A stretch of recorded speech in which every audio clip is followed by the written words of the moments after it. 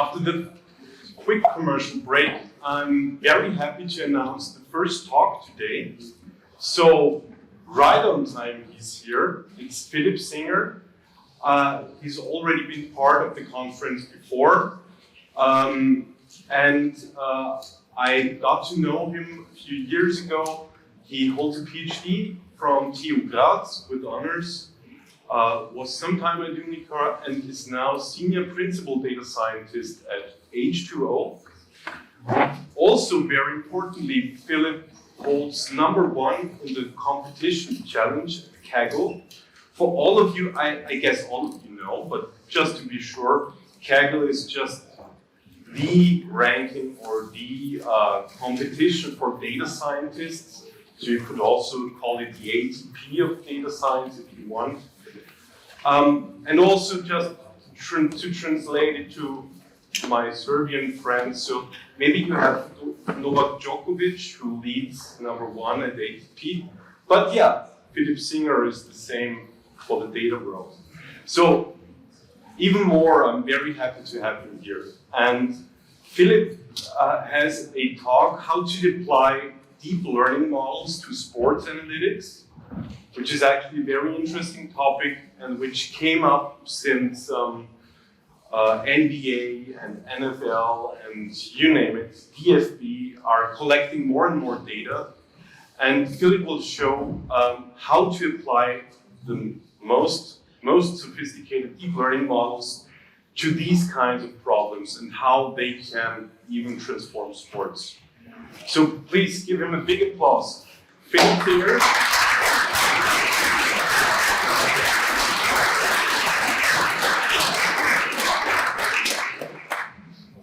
The stage is yours. So just in a bit, just working on the presentations. I've also ran through a few competitions where Philipp actually ranked first, and that was really impressive. So, for example, he ranked first at the Google Landmark Challenge, at the SETI Challenge. Maybe we could also ask him if he found some aliens already. And of course, the DFD Challenge, so where he tried to recognize football players and passes out of video data, and also how to apply those or detect those kinds of strategies from sport. So the second part is even bigger. Please, Philipp.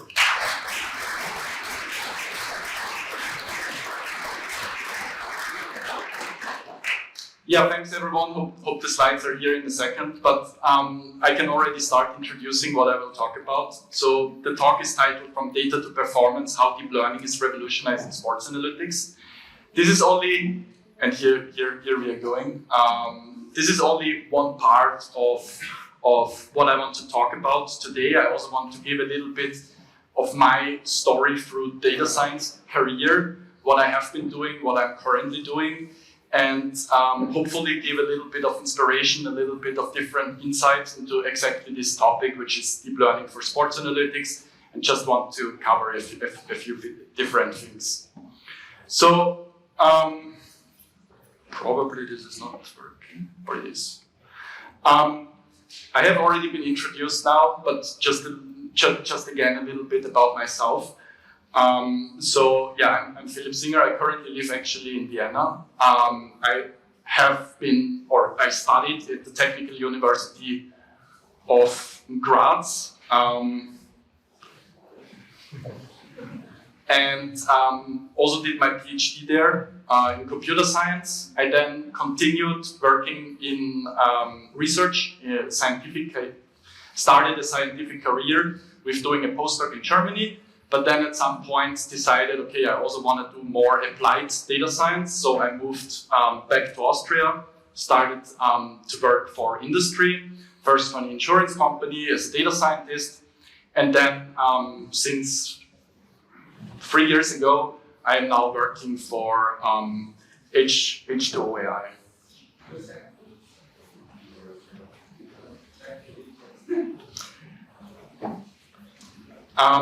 Yeah, at H2O AI, what we are doing is we have kind of the motto to democratize AI.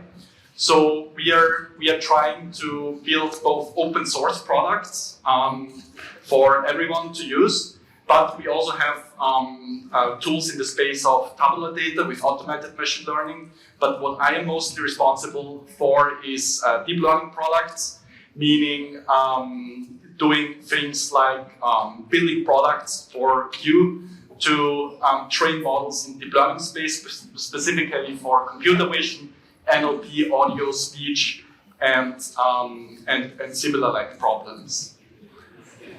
Yeah, without slides, it's a bit hard to continue. The old MacBook is working, so that does the job. Yeah, I have been already talking about what I have been doing. So yeah, basically I'm doing currently mostly deep learning. As many, I'm also doing large language models at the moment. Not part of this talk, but if there is any interest to talk about this topic, please find me afterwards. But today, what we want to do is that we want to talk about deep learning in sports analytics. And deep learning as a field has really emerged over the last few years. On the one hand, fueled by all the new compute we have available with GPUs, with TPUs, and finally neural networks spurred, right? So neural networks exist for I don't know how long. I also learned in university what neural networks are, but basically no one really applied them to anything useful because we were lacking the compute. But nowadays, over the last 2, 3, 4, 5 years, we really have found ways of making them work, specifically for unstructured data, meaning computer vision, speech, audio, NLP, text-like problems. And they really work, and now even with large language models, ChatGPT and others. And sports analytics is also a field that becomes more and more relevant for different kinds of sports. And there we have some few key impacts. For example, advanced player performance analysis, game strategy optimization. I mean, if you have ever watched soccer, football, you know you might know this term of like laptop coach, right? Who is sitting on the bench, just looking at the laptop, trying to crunch some numbers and make some sense out of it. But that is basically, in a very simplistic sense, what they are trying to do. But also for us fans, enhanced fan engagement and experience.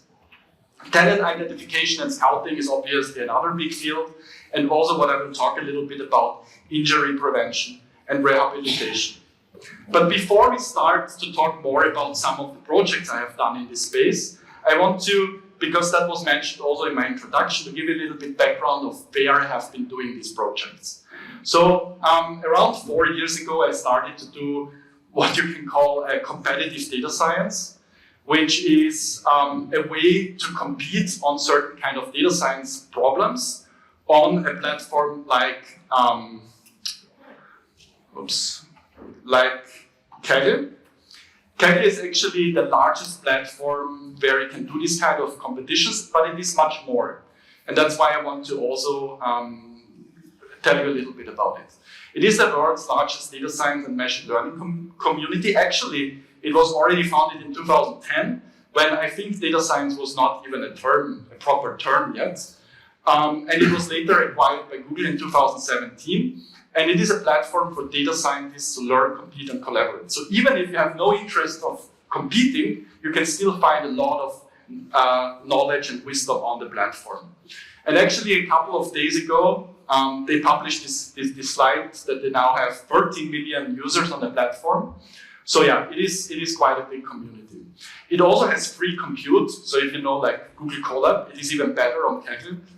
So you can use free compute, free Jupyter notebooks, free Python notebooks, so you can really get a lot of work done there. But it is most well known for competitions, and competitions are usually specific data science problems where, for example, a company hosts a competition. So a company thinks, how can I outsource my problem, right? I don't give it to consultants, but I give it to the world. And it basically is, you have a data, we have some objectives, so that part is already handled, right? And this is a tricky part in work usually. And you just want to build a good model. And you have leaderboards, you have private hidden data that this is evaluated on in the end. And actually, you're just trying to optimize this metric and get the best model possible. And in the end, after hundreds and thousands of competitors over 2-3 months sometimes work on this problem, someone wins, someone gets 10th place, someone gets 100th place, and so on. And while I started working in industry, I kind of missed a little bit.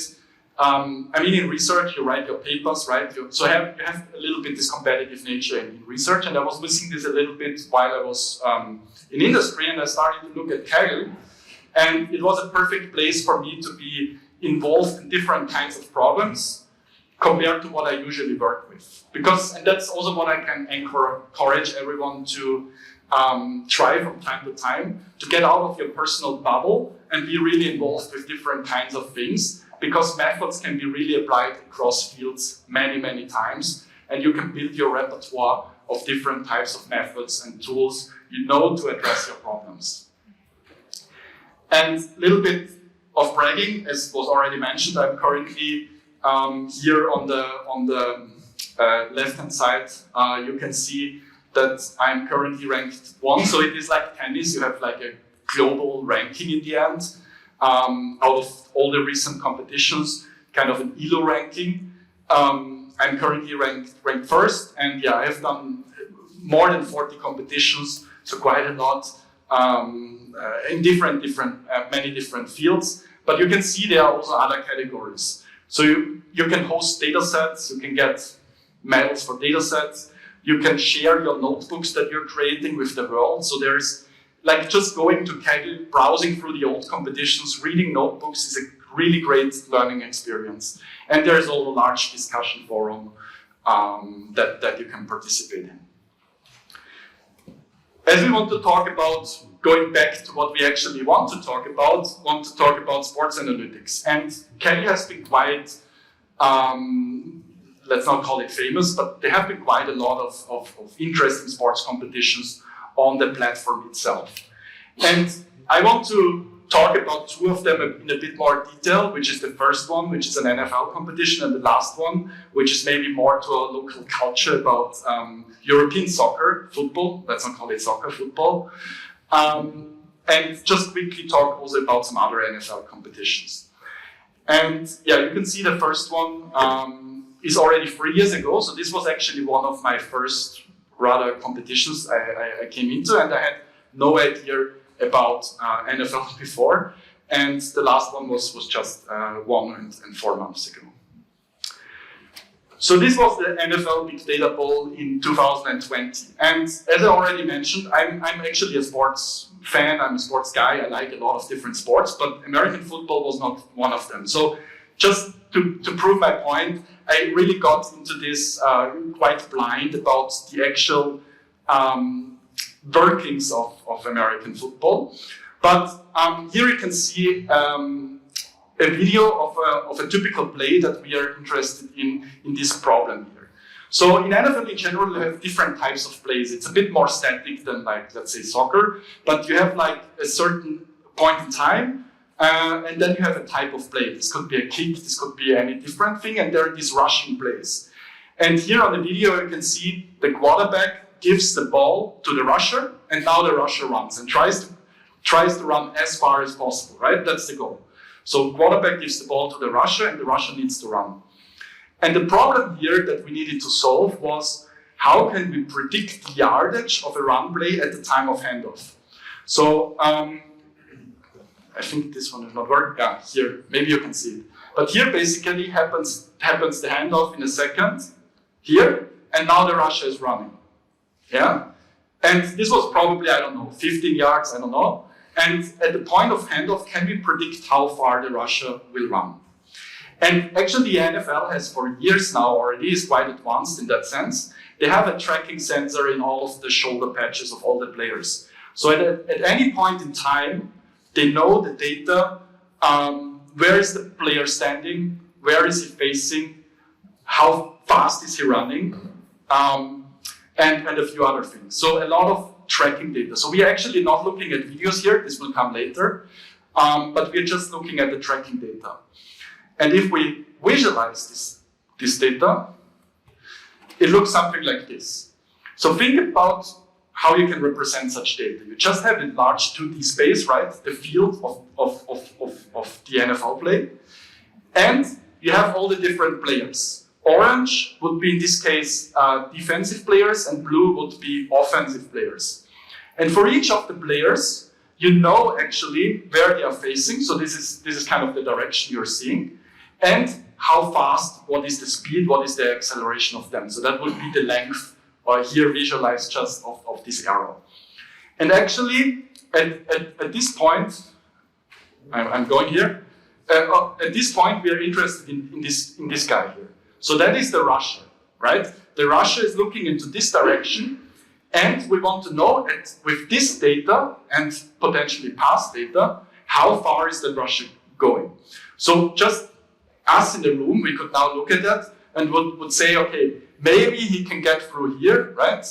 But maybe he can also go through here, yeah? Or maybe he's just trying here and is tackled, right? And it is not only defense versus the rusher, basically, but it is also one layer more complicated, which is also that your other offensive players are trying to block the other defensive players to block the rusher. So it is quite a bit of a complex setup. In the end, you could solve this with classical machine learning. So you could try to build features here, right? Run something like a gradient boosted machine and try to predict how far the rusher will run. So you could say, I'm building a feature, what is the speed currently of the Russian? Where is he? What is the direction of the Russian? How far is he away from the closest defensive player, offensive player? What is the average speed of all the offensive players? And so on and so forth. But this is quite complex, and this kind of data also has the issue that there is no clear ordering. There is not like player 1, player 2, player 3, which you can generalize well across plays, but you need to find some kind of more aggregate features.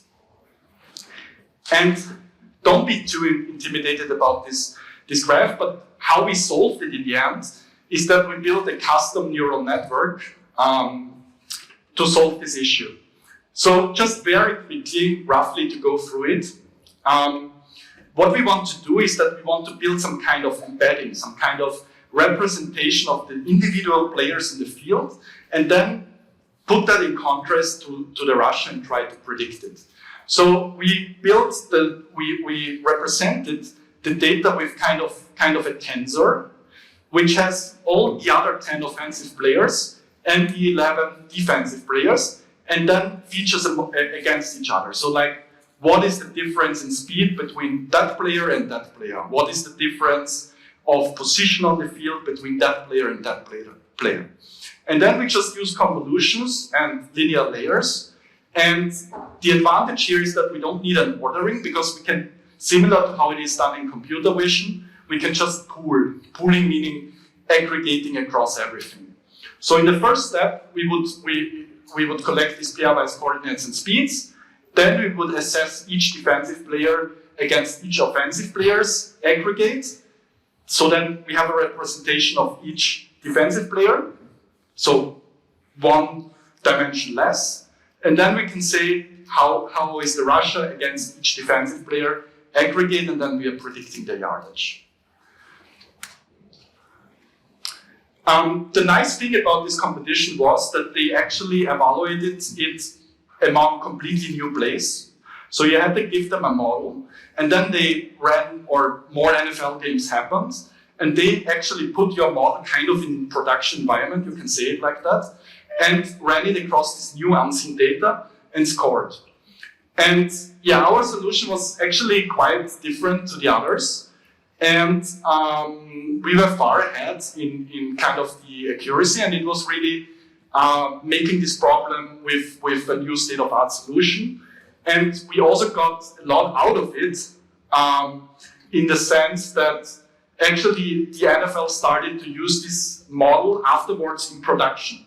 Because you cannot only use it also for predicting how far the rusher will run, you can also use it even to rate players. So you can say the model is predicting the rusher should run 10 yards, but now the rusher did something amazing and ran 20 yards, or did way less than he should have and only ran 5 yards. So you can calculate, so they came up with this rushing yards over expected kind of ranking, and they used this, for example, here in 2019 to rank all the rushers in the NFL and give them an average rushing yards over expected or under expected. Here on the right hand side, bit bad quality, but this is actually at the Super Bowl. They used it on the live screen on top to kind of also give statistics during the game. And they even used it in live feeds on the TV. Here you can see on the bottom this rushing yards over expected. So I gave you this key impacts in the beginning, but this project alone already covers a lot of them. It can be used for advanced player performance. It can be used for game strategy optimization, enhanced fan engagement and experience, right? What we just saw. But also talent identification and scouting. You can rate players. And what we want to do next, I will go over a bit more quicker over this, is injury prevention and rehabilitation. Because this was just one of the first competitions that NFL did on Kaggle, and they started to really get interested in more and more problems they had. And this is about a big problem that specifically in NFL they have, which is concussions and impacts between players, right? So you have the players tackling each other and they can impact, and this can have quite bad result out of that can happen, right? With a concussion, with lasting damages and so on. So they are trying to find ways, how can they try to prevent it? And I will not talk too much about the solutions, but rather about 3 different problems they did step by step. And this is, I think, a nice example, also for other kinds of projects that we are doing usually, is that you can build up on your previous kind of issues and problems you're solving and can really go step by step. So you want to solve a big end goal, and you start by the first thing you're trying to solve, you can solve, which was in this case, computer vision now, so we have videos. This is actually video data now that we were using. And you need to predict where in this video is a helmet, right? So you need to do object detection. You need to predict where is a helmet in that video. And then you need to predict which helmets are impacting. So you can see this with this. First, you can see maybe not too well, but basically you can see that you have these boxes around the helmets predicted, and then you also want these flickering red boxes should enable you to predict when an impact happens between which kind of boxes. And this is usually solved with a kind of multi-stage approach. So first you will do something like object detection, then you will do something like a 3D convolution neural net, which we will also talk a little bit later. And then you try to do some post-processing potentially, and you get these boxes and what is an impact.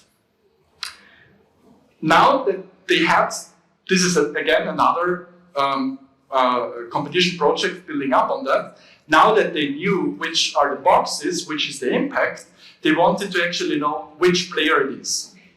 So currently in the previous one we couldn't say that, right? We can just say on the video this is a box and this is maybe an impacting box. So here it is really about matching this separate tracking data that we already talked about earlier, and now this video data with each other. So it needs to say, this box belongs to player A99, this box belongs to player H48, and so on and so forth. And here it's really more a little bit like a matching problem. So you have these boxes predicted on the video, you have the tracking data, which is in a completely different space. And you need to map it. There is something called the Hungarian algorithm that tries to help you there. But yeah, please also go to the competition page to read up. The first solution actually was really, really amazing there.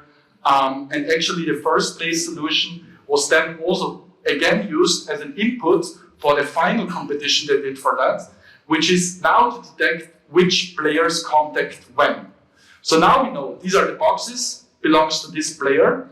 And now we want to know actually, hopefully for prevention, to also find a model that can predict player age 70 impacted during the game 7 times, I don't know, right? And during the whole season 30 times, right? And this can really, really help you to start trying to prevent these things.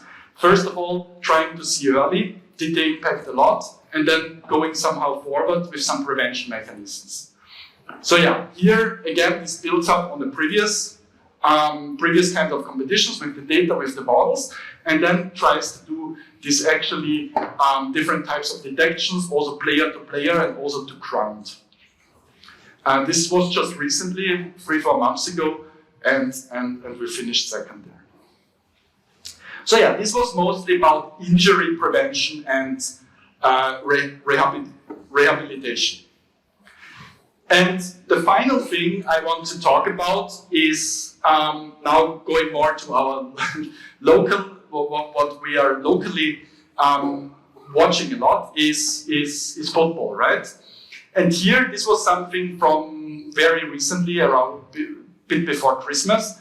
It was from the German Bundesliga, the DFL, and they hosted a competition to detect inside these videos, right? So it was like full games.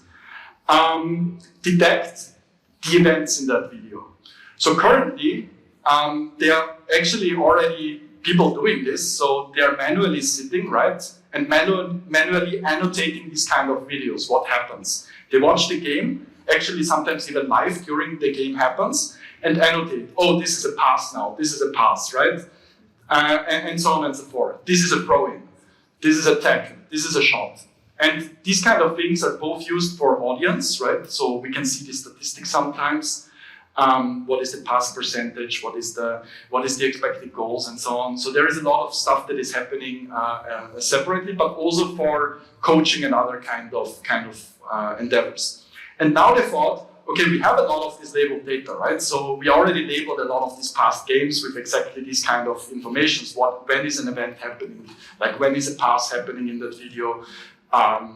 When is a throw-in, etc. But can we automatically build models that predict this automatically? So just a model looking at this video now and saying this is a pass now, maybe a tackle, a throw-in. And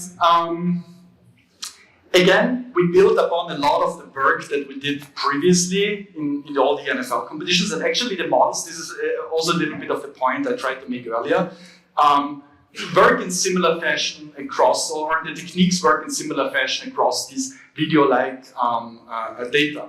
But here is maybe, I try to explain it in simple terms, kind of how something like that can be built.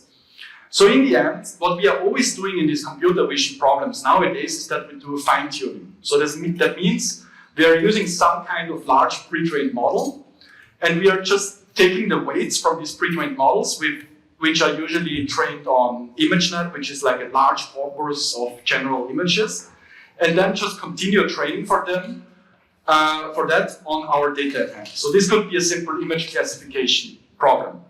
But you can also use this for 3D problems with a 2D kind of approach.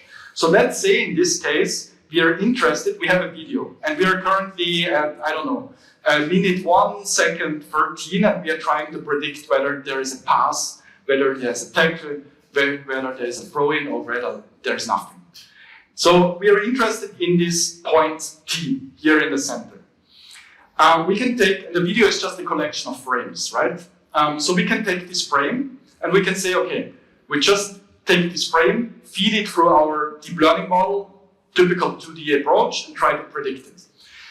It will work to some degree, but it will not have access to all this video information that can be useful, right?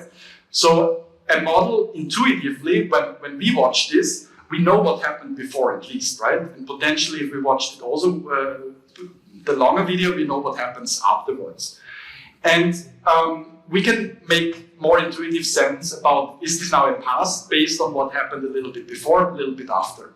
And if we feed this information to the video, to the models, they can also try to learn from this. So you try to put this temporal information into these deep learning models. There is a very simple way of doing this. So usually when we have images, we have 3 channels. So we have RGB, right? And we can do a little trick. So we can say we are taking just the grayscale image, which would be one channel, and then we add the temporal frames around it instead of the RGB channels. So we can say, for example, at t-1, we add as the first channel, then t, and then t+1. And just use the typical 2D approach. So basically just this here. And this one works already usually much better than just taking a single RGB 2D because it gets some temporal information in. But there is something you can even do better, which is to do even more larger time steps. And you can stack here also t, let's say you go t-10, you can stack t-9 with t-11 and t-10. So you have again 3 channels. Feed it through a 2D convolution. And then on top you have something that is called a 3D convolution, so just one more dimension. So that really allows the model to learn this kind of temporal information, similar to how you would do a time series, let's say, right? Because a video is just a collection over time of different frames. And this works really well across all these video competitions, specifically for sports like an event like detection. So yeah, in the end, you can have your model predict, and probably you see this quite bad here on the top right, but you can use it for counting, for example. And you can see all the individual probabilities for each of the events, also shown here on the top right. But basically, here you can see now the ball is out and we're at throw-in 0, and hopefully, yeah, now we're at throw-in 1, right? The throw-in happens. Here in the beginning, you can see pass is predicted, pass is predicted, pass, and so on and so forth. So that's how you can use the model in the end.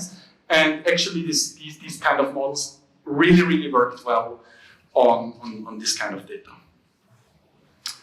So yeah, this was also something that it was also done on future games in the DFL. That's a bit of a tough thing because you give them your model and then you have to wait 2-3 months for the results. But yeah, this was also pretty successful.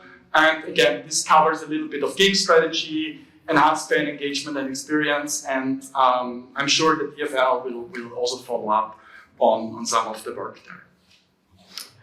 So to summarize, deep learning enables advanced analysis and insights across various aspects of sports. Kaggle competitions showcase innovative applications of deep learning in sports analytics. Collaboration and competition within the data science community drive continuous innovation in sports analytics.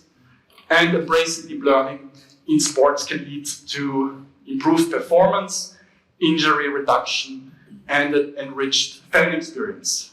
And this slide was generated by ChatGPT just as an information.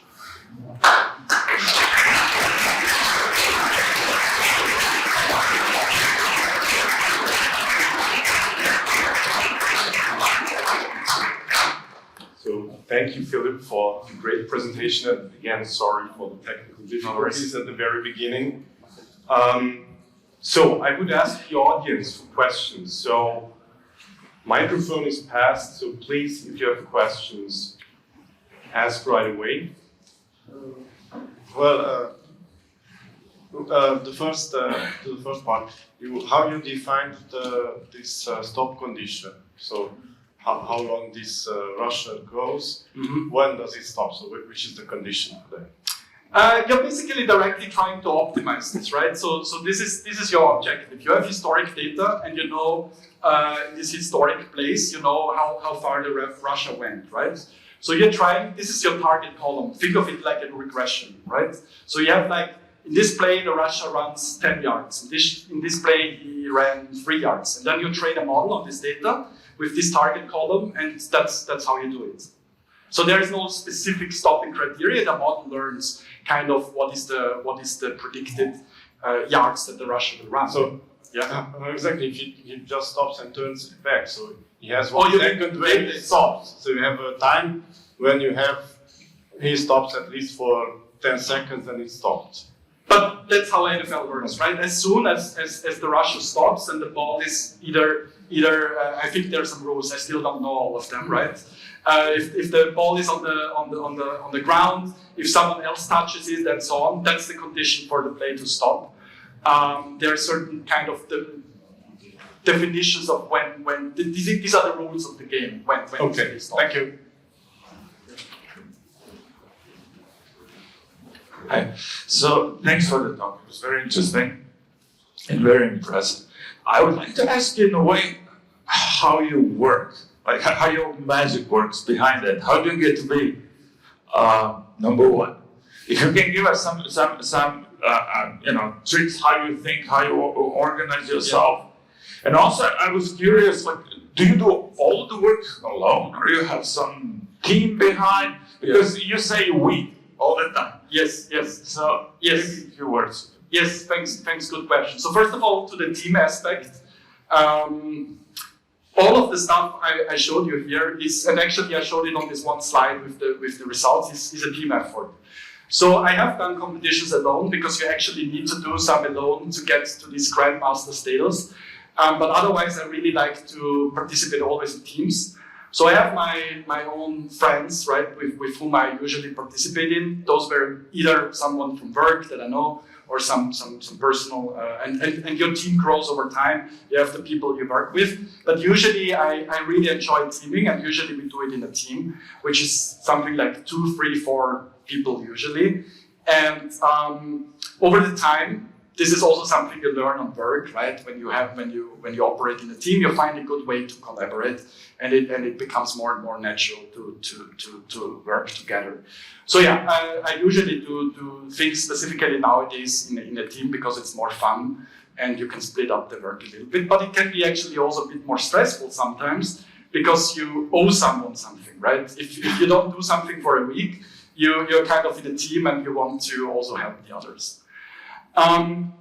However, it is a typical good question, and I mean, if you really want to be on top on Kaggle, you need to spend a lot of time. It's not something you can do on the weekend with like 1 hour each Saturday, Sunday, right?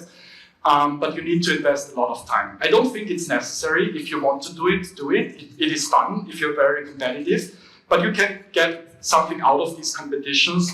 Also with much less time investment, just by learning, by seeing what others are doing. But at this point, I think I already figured the whole process out quite well, what I do, right?